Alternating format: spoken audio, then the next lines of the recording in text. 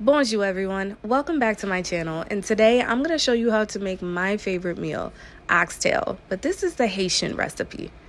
I purchased this oxtail from my local meat department, and the first thing I do is inspect all of the pieces and I start to trim off some of the fat, not all of it because the oxtail cooks better in its own fat.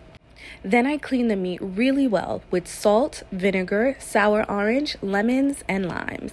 After giving it a really thorough bath, it's time to rinse. First, I add boiling hot water and let it sit for about 1 minute.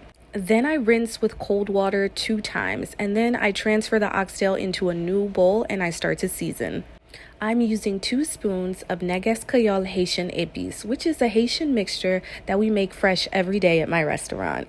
In a large pot, I add some olive oil and then I layer in the oxtail evenly.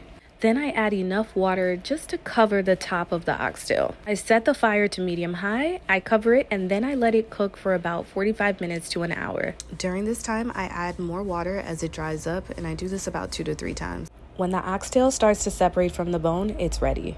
First, I add tomato paste and let that cook really well. Next, I add chopped carrots, celeries, onions, and peppers. You can also add Maggi Bouillon cubes, but I prefer to use a substitute.